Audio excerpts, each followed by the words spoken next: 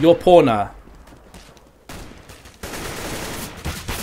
I need to check that after the stream, dude. I can't check it while casting. Sorry. I'll look into that, though, afterwards. Thank you very much.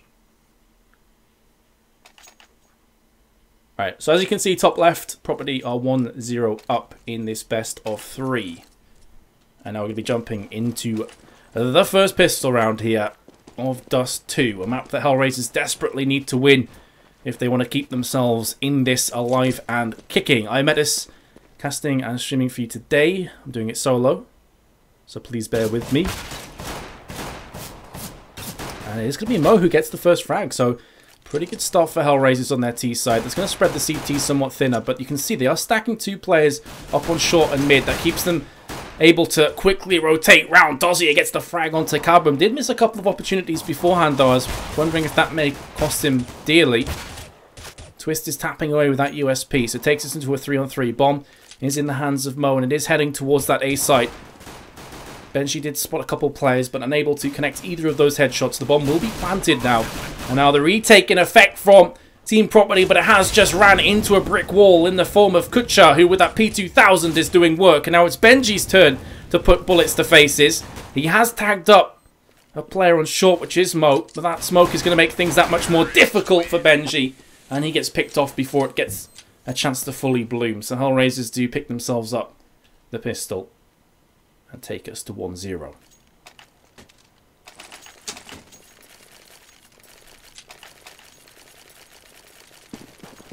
The bigger play there, I think, was Kutcha landing that double with the P2000 or 3-on-3. That was pretty massive for them.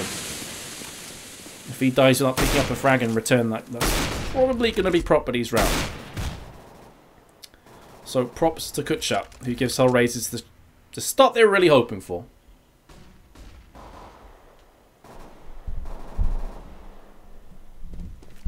So, here we go. Team Property trying to hold on firm in mid. I've gone for this force buy with scouts and a couple of 5.7s. They do lose the first player, though, which is definitely going to make things that much more difficult. You can see here that Angel's getting so much information. He pushes through onto the B site with the MAC-10. Realizes spy on a large empty. It doesn't seem to matter, though, for Zenda, who's just going to rush in with the 5.7. Lands a couple of quick-fire headshots and does put him down into his place. It's a nice little frag from Mo onto the aggressive Dumas. And the bomb now being planted.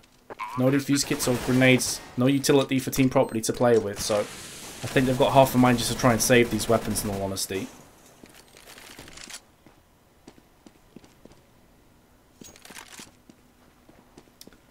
No ammo, health, armor. Oh my god. I've got that issue again. Right, after this round, guys, I'll quickly reconnect to the server for you. Apologies for this. It's an issue with CSGO. It happens from time to time. Here comes a frag, however, from a Drent. And this is going to be the round for HellRaisers. So, I'm going to quickly reconnect now so you don't miss too much action. So just bear with me for a second. Apologies for this. It's just CS things, just Gaben things. You can hashtag that.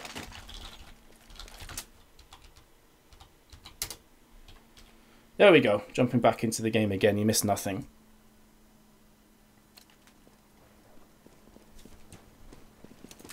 Alrighty. So here we go. HellRaisers pick up the second round. Hopefully the armor and the ammo should be fixed for you. Gaben, please stay well away from this game. Now Team Property with the P250 is going to be trying to do some work. Very aggressive push through mid. It's, well, it's just not working out for them, really. They do get 1 kill in return, but that's it.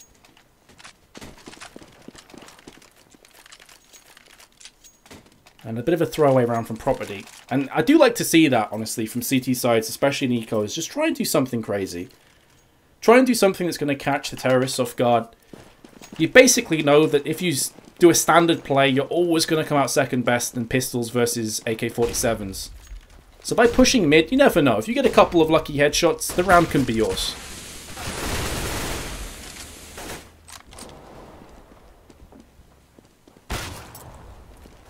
So I can understand the play there. But now that they've gone for that full buy-up, it's HellRaisers who aggress first and draw first blood. Which is... it's going to be really rough for the CTs to bounce back from this one. They have somewhat brought it back, though, with Twist's Shot onto Dozier, who was lower tunnels. Now Stack looks to be on long A. That bomb is still in transition between mid. They're playing this one really slow, HellRaisers. Going to be using every single second at their disposal.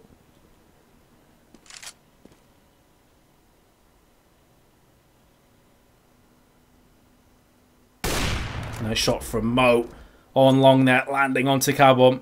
Property in a 3-on-3 now with their T counterparts. This is a must-win round for them. It was HellRaisers who were on the receiving end of a battering at the start of Cash. And they've started very well here, but it could quickly go right if Twist can land some more frags. He's got one. He gets picked off in return, though. Now it's a 2-on-2, 24 seconds to play with the grenade. Not landing on anything from the T's perspective. That Molotov is going to draw Zend out. They do get the frag onto him, so it's going to have to be a 1-on-2. Demar gets the first frag. No defuse kit, though. But the bomb has not been planted just yet. 10 seconds now. And he can hear that bomb being planted. Mo is just spotting his head up there. Dumas looking for this kill, and he does connect it as well. Mo goes looking at short. And Property will get the round under their belt after all. Albeit incredibly close. 3-1.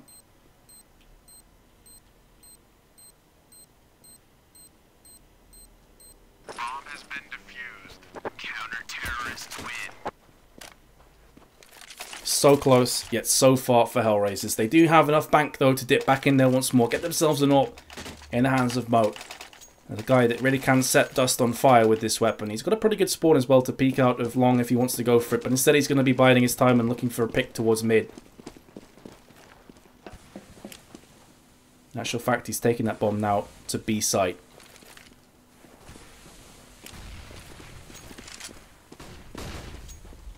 Push through short, very aggressive play from HellRaisers. The CT's just holding on firm. They don't have anyone pushing like super aggressive to get information right now. They've just got a very standard push. Adren goes straight through short, drops down with the smoke screen and picks up a frag. That is cheeky play. But he does get away with it. And with 2 frags on the board already from Property. This is looking great for HellRaisers. There is a kill coming back in from Benji, but the bomb's already been planted. And Property's woes are continuing because they're losing players left, right, and centre.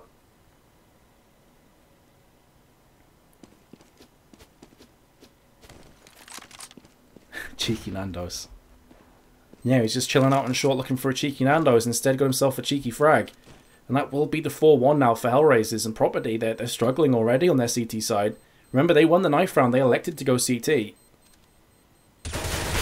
This is the side that they were happiest on. And they're a team that typically do struggle on the T side when I've casted them in the past, so this is not a great start for them. Again, though, very similar to HellRaisers, CS is one of those games that you really can start to put the foot to the throat of your opponents. If you can get that momentum, if you can get the economy in your favour. The problem is, though, on CT side, it's that much more difficult to do.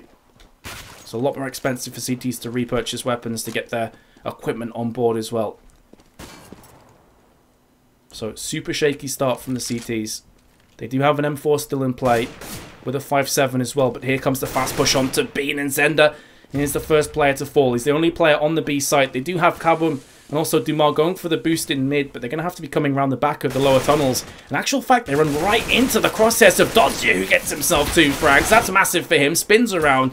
Sees the last 2 remaining CTs. So that is going to inform the rest of HellRaisers. It's safe to plant on the bomb site.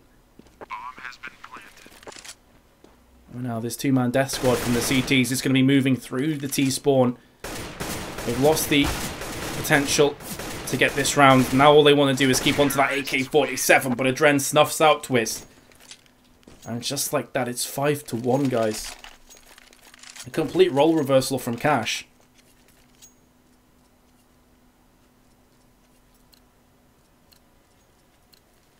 Let's look at the scores for you. No one's really standing out, other than maybe Adren, who's on 9-3. But still, after 6 rounds, it's not particularly fantastic. It's solid, but it's not groundbreaking. It's just a case that across the board, HellRaisers have been far superior on dust2, and their teamwork's been on point. They've been pushing together. They've been not necessarily doing anything like fantastic strats.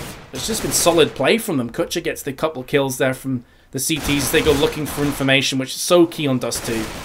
Especially in eco rounds. And so you can't blame them for pushing through and trying to find a frag or maybe catch a player off guard from behind. And that's going to quickly translate into a 6-1 lead as expected. Team Property now, though, are going to be on the buy-up. They have themselves an AWP.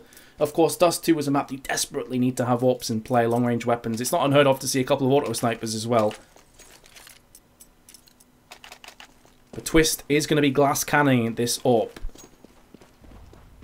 So he is quite vulnerable right now. But it's not going to matter, though, if he can get a quick peek onto long, which is where he currently is. Fast play again from HellRaisers, throwing in the Molotov, trying to maybe bait a couple players from the CTs to fast rotate onto that B site so they can try and exploit elsewhere, but Property are too experienced to fall for that trick.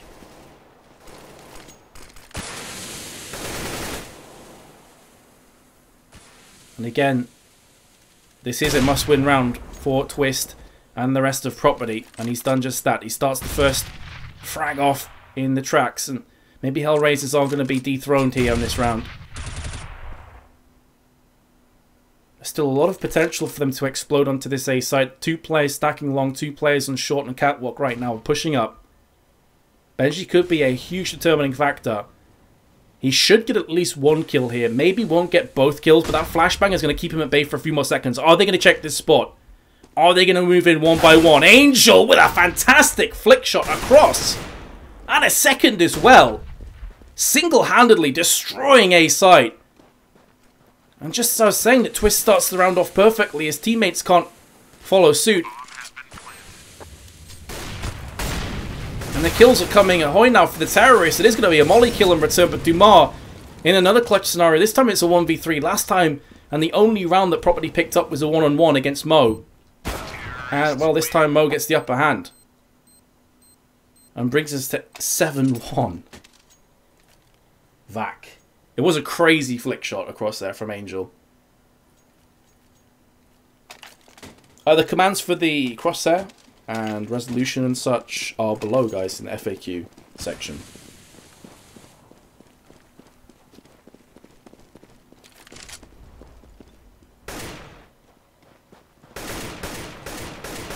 So here we go. Round number 9. Team Property. And they need to just pick it up. Somehow. I don't know what they can do differently, honestly. They've just been outclassed across the board. Unbelievable plays here from HellRaisers. Who are looking like a whole new team from that previous performance that we saw on Cash. Some people saying a poor performance rate. Let me just try and fix that for you guys. One sec. Apologies for this. My PC's not great. So, hopefully that's potentially fixed a couple things for you guys. I hope. Do give me a shout if there's still some issues. Who won the first map? You can see top left, guys. Property are 1-0 up in this best of 3. That flash is nowhere near good enough for Twist. Slightly out times, and Kutcher goes rushing in without the sanctuary of that flashbang. However, once again, surprise, surprise, the terrorists go down first blood, but they bounce back with a vengeance. A good hold for Property. Best case scenario right now on this half, I mean, it's pretty terrible. It's 7-8 on CT side. Go buy computer caster. Sure, be right back. I'll just pull like £1,000 out my ass and buy a new computer for you. Nice shots from Dumar. And, well, Property, they do get themselves back on the board once more and keep 3 players, including 2 AWPs. That's pretty huge for them. These are the sort of foundations where you can maybe build up a comeback.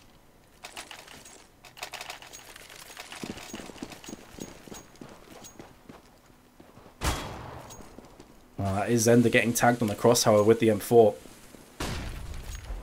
That's pretty big for the terrorists. I'm not entirely sure if Mo knew a great deal about that. I think there was smoke down as well, so it was just the opportunistic random shot across.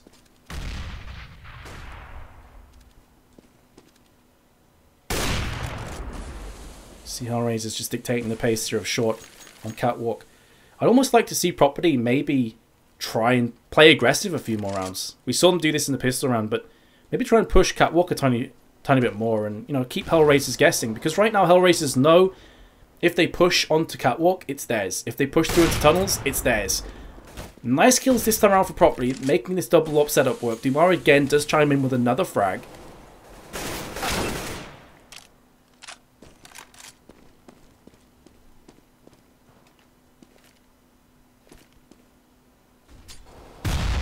Grenade lands on top of Benji, and that Molotov is going to force him out of play, probably to his doom as well. Indeed it will.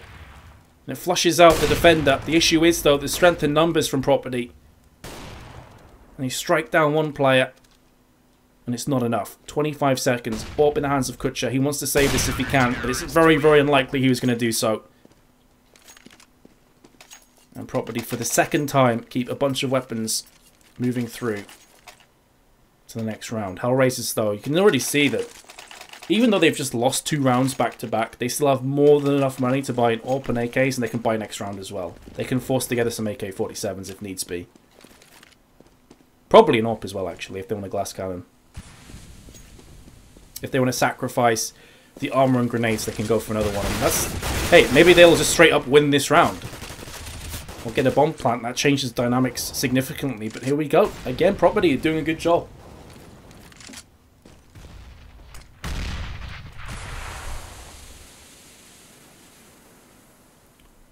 Mo down to 48. Catwalk is being aggressed on once more from HellRaisers, but for the 3rd time in a row now, they find themselves at a disadvantage, not just in players, but also HP. And the way that the kills have gone down, they're going to know that the rest of Property is by and large very, very healthy. So it's going to be in the back of their minds. Twist gets the upper hand onto Angel, who was looking for that peek. Now the Catwalk pushes in effect. Flashbang over.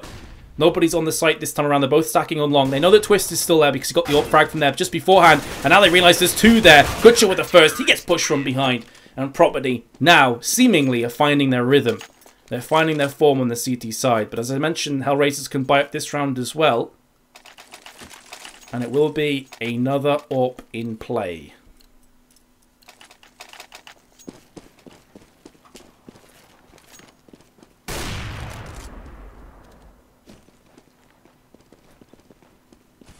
Can Mo do anything with this? Is the question.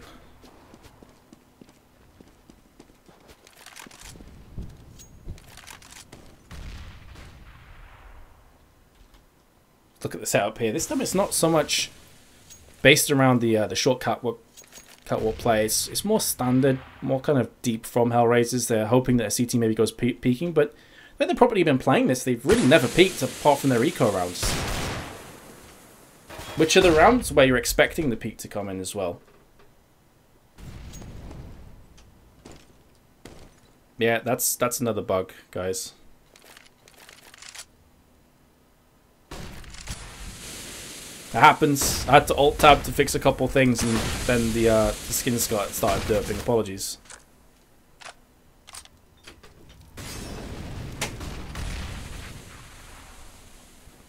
There we go on the cross. Twist again has connected the shot. Looking for the second one. Can't connect the dots, however. And here comes the push through the smoke. Great round from HellRaisers, especially considering they had like a deagle in play there.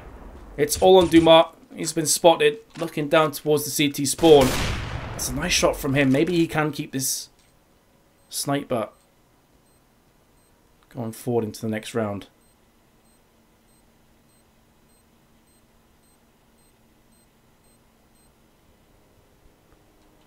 Not liking his chances though. He's being pushed right now from tunnels. And he has just been AWP'd. I was about to say that with 2 AWPs in play, maybe HellRaisers wouldn't want to go for these peaks because there's quite a bit of money that they could potentially lose from that confrontation. But of course, they already are 9-4 up. They had enough money to give AKs across. Apologies, guys, if you're having issues with the frame rate. My PC's kind of not great. Let's put it that way. I'm doing what I can, bros. Hopefully it's watchable.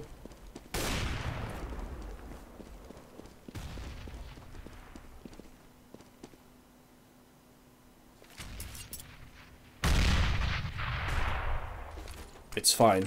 Maybe it's an issue with Twitch then, guys. Maybe try refreshing Twitch if you're lagging. Alrighty, here we go. Team Property have the player advantage, and I mean, they need 6 rounds, I'd say. Maybe 6 rounds not even going to be enough. Dumas has connected the shot onto Angel.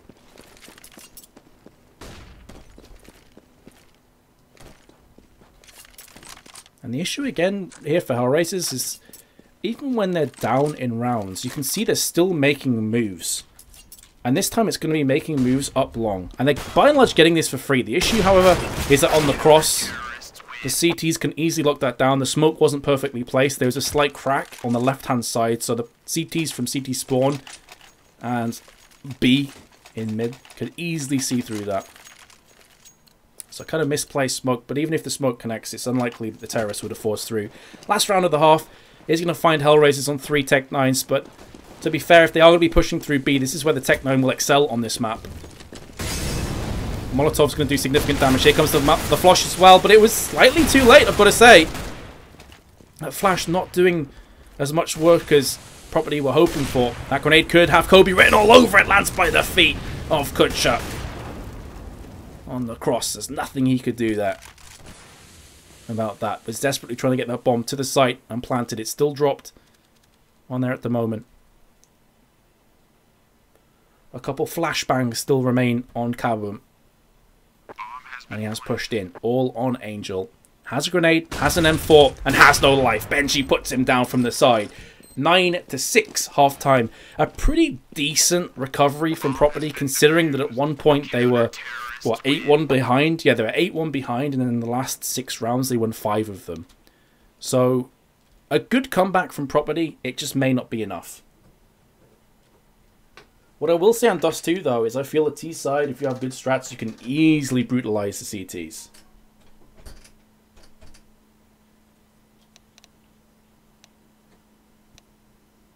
So let's look at some of those scores. 15 for 11 for Twist, who was, well, I guess you could say the standout player for Property there. 5 frags over Dumar, who was in second place. Whereas on HellRaisers, a couple players on 14 frags, both Kutcher and Adren. Everyone pulling their weight, though. They need Zender to maybe step up a tiny bit here from Property. Maybe on the T side, he'll start to absolutely destroy.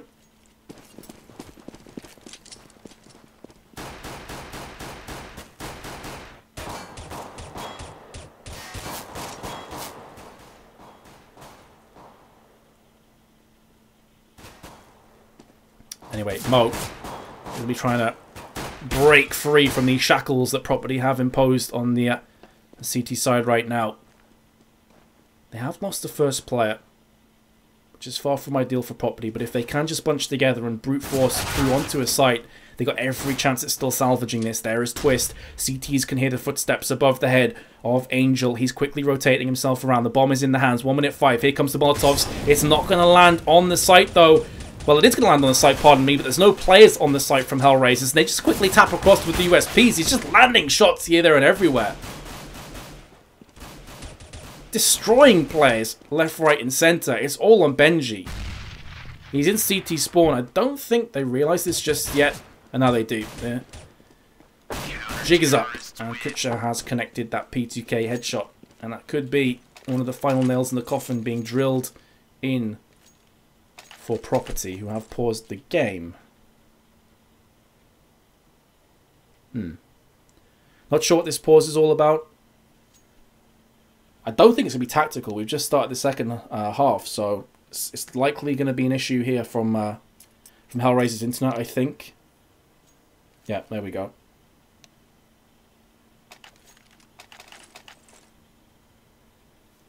So stupid to continue short there. I think the issue there, though, Doctor, is Property were already a player behind, and they had a Molotov and a flashbang, and that's typically going to work much better on A than it is on B. Because effectively, they're going to have to, with a man down, they're going to have to push through tunnels, and that's where the USP just jumps up a couple levels. What a shot from Twist through the wooden doors into the head of a Dren. That is a fantastic shot. And that gives a huge advantage to Team Property, and you can see, because they knew that one of the B players had been picked off, they could rush right onto the site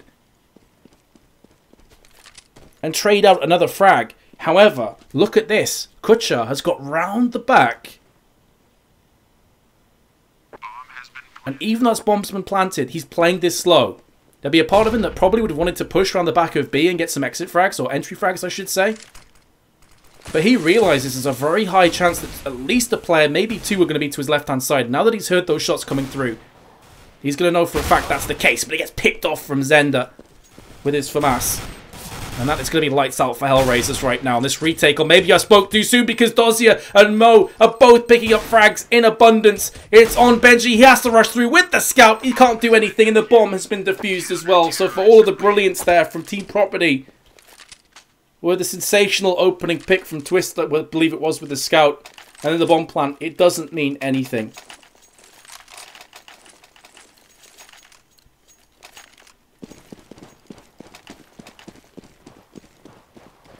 (11-6), and very likely about to open up to 12-6. Team Property could have forced up with some AK-47s or maybe Galils, but instead they're opting for the longer game. They're opting for the upgraded pistols, and they are being mowed down from, well, Mo himself, no pun intended, gets himself 4 kills there with the M4s. Trades out, actually, to replenish his ammo. And now puts HellRaisers at a 6-round advantage. Team Property with a couple of AWPs in their hands. I've always felt like 2 AWPs on the T side is not the greatest idea, because then you're really banking on the CTs peeking or getting caught. On CTs it makes a lot more sense to me, but who knows, maybe they're going to pull off something crazy here. It does definitely hamper their aggressive potential though with 2 AWPs.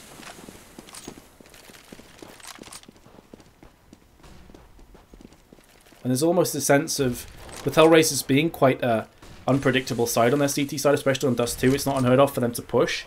These AKs more than likely are going to be almost bodyguards to the AWP, so that makes them even slower. So we'll not be too surprised if we see this round going down to the last few seconds here from Team Property.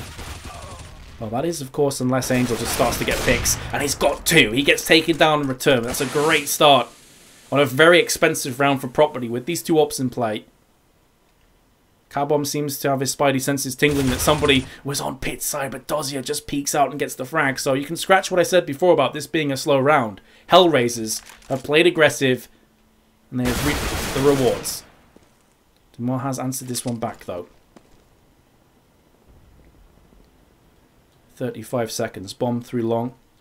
Benji's connected the up shot, but he gets traded out instantly. Now Dumar has to go for that full-on push. He knows one player's on the site. You can see by his position he has no idea where the second player is. But he has to go for this. He has to go for broke. If he can get this kill onto Mo, he should at least get this bomb planted. That's what's going to happen here. So with 10 seconds to go, the bomb will be planted. And now 1-on-1. Both players are very low. Pretty much the next bullet seals this one up. Dumar now realizes that Adren is on long, and he just goes peeking out with the AK. That is a little surprising to me. Peeking's all well and good, but he properly ran out. So it played right into the hands of Adren. I mean, the only thing I can think of is that maybe he didn't realize that Adren was so low himself, and was hoping that Adren would go straight for that push onto the site rather than waiting. But I still feel that was kind of a misplay, I've got to say, from Dumar at the end.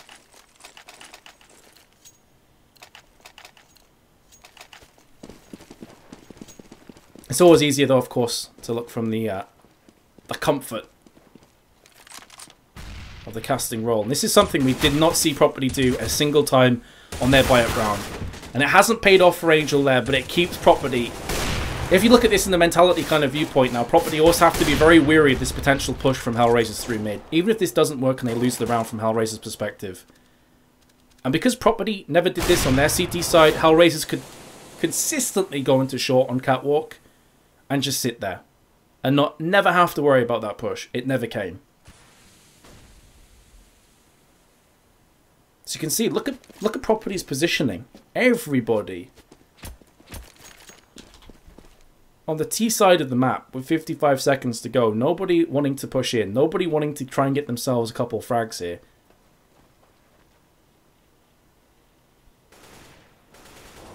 And that's not going to change anytime soon. Adren with a beautiful dink there on towards Twist, who was in mid.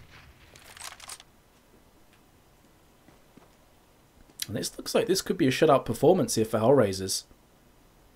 After a 16-12 first map to Property, they're really struggling here on dust2. Here comes the push, however, and there is the return frag from Kutcher. He just stands tall on the site. His team still have the player advantage. The bomb will be planted, but HellRaisers are completely fine with this. I think dust2 is just going to wait for the rest of his team to get close enough in that smoke and then start to push him round the back, and he gets the first kill. Dumont now in a 1 versus 3 has opened up with that first frag, but he's in such a brutal position. Really unfortunate not to have connected any of these headshots. There we go. Maybe there is a chance. There is a glimmer of hope here for Dumont. We've seen him clutch once before today. He's going for that repeat. He's missed nearly every single bullet and he gets picked off. I cannot believe that Dumont does not clutch that round in that 1v1. And it will go into the hands of HellRaisers once more. 16 rounds needed for HellRaisers, and they're just 2 off it.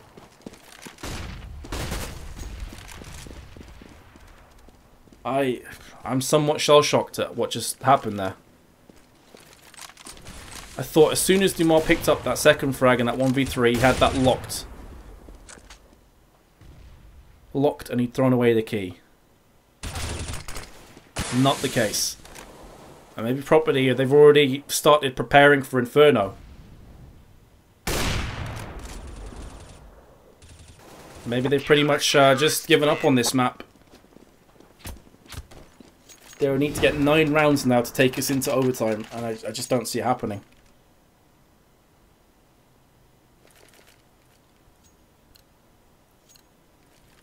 See Property, in what could be their last round of dust2, have a Galil and 2 Tech 9s. Only 2 smokes, 3 flashbangs and a Molotov.